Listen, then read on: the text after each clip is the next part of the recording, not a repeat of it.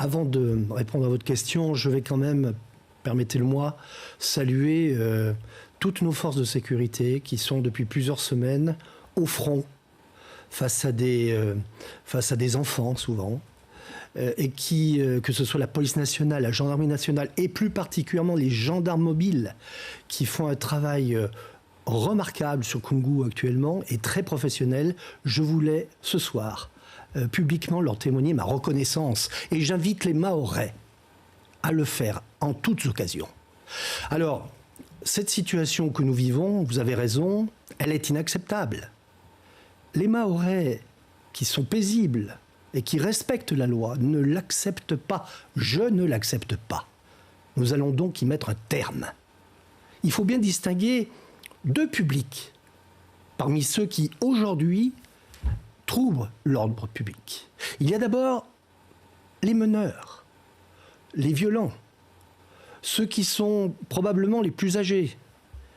Ils ne sont pas très nombreux, ils sont une cinquantaine. Nous allons nous occuper d'eux. L'autorité judiciaire est présente sur ces sujets.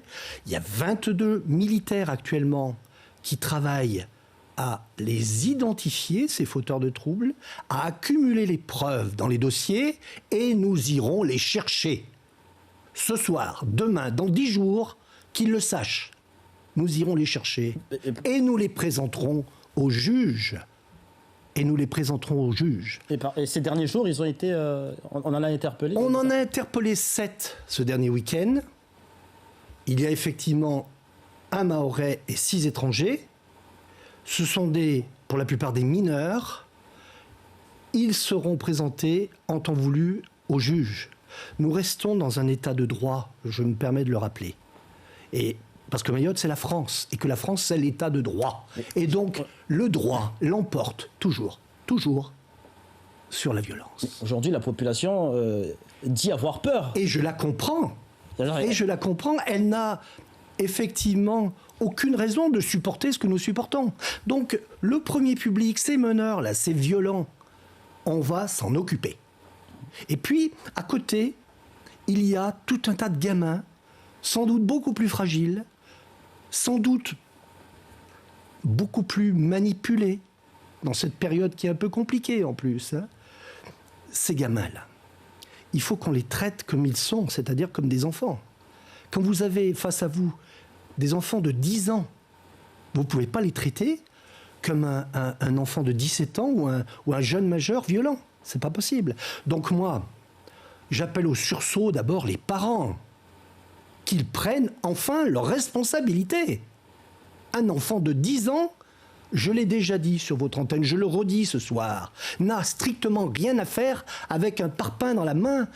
Et si on le retrouve, parce qu'il y en a beaucoup, il y en a qui ont 10 ans, 12 ans, 13, 14, 15 ans, oui. Ceux qu'on retrouve malgré tout, malgré l'appel à la sensibilisation et aux responsabilités des parents, si on continue à les retrouver, que va-t-il se passer? Comment on va s'en occuper? Eh bien moi je vais vous dire, ces gamins, il faut absolument qu'on puisse travailler sur eux. Donc le sursaut des parents, c'est indispensable. Faire émerger un tissu associatif qui soit capable d'occuper le terrain sur tous les domaines, de façon à ce que nous mettions fin à l'oisiveté. Mais aussi, et je le salue, la démarche des caddies. C'est important qu'ils viennent eux aussi au cœur de la difficulté pour tenter de raisonner, pour tenter d'apaiser. Et donc j'appelle à une espèce de mobilisation générale sur ce sujet. On ne va pas supporter ça plus longtemps. Dès 2020, nous irons beaucoup plus loin sur les bidonvilles. Dès 2020, nous irons beaucoup plus loin sur les marchés informels parce qu'il faut absolument mettre un terme à cette situation où des jeunes adultes ont encore de l'espoir en étant ici en situation irrégulière. Les jeunes gens qui ont été violents au cours des dernières journées n'ont plus d'avenir à Mayotte. Je le dis solennellement aujourd'hui. Et l'État, croyez-moi, l'État gardera la mémoire de tout ce qui s'est passé. Alors, ces actes de violence, ce ne sont pas les premiers, ils se répètent chaque semaine. Hier soir encore, il y en a eu du côté de Passamainti et de Doujani. Et malgré l'intervention des forces de sécurité, malgré les interpellations, ça continue et continue. Et aujourd'hui, la population, elle dit ne plus croire justement en leur sécurité.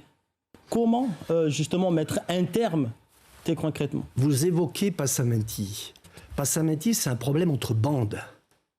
Entre bandes. Des bandes de jeunes qui s'affrontent sur des motifs futiles, sans intérêt. Les réponses, c'est quoi? Les réponses, c'est l'éducation. Les valeurs que transfèrent les parents. Si vos parents ne vous avaient pas transféré des valeurs, vous auriez pu, comme ces gamins, sombrer dans la facilité, voire la violence. Donc on a besoin autour de nous, à un certain âge, d'avoir ces parents qui nous garantissent la transmission des valeurs. L'avenir, c'est l'éducation. Éduquer ses enfants, les recevoir, les éduquer, leur transférer des connaissances, de façon à ce qu'on construise tous ensemble le grand Mayotte, le Mayotte apaisé, celui que l'on aime et que l'on cherche à atteindre. Jean-François Colombet, merci d'avoir accepté de répondre à nos questions ce soir. Merci à vous.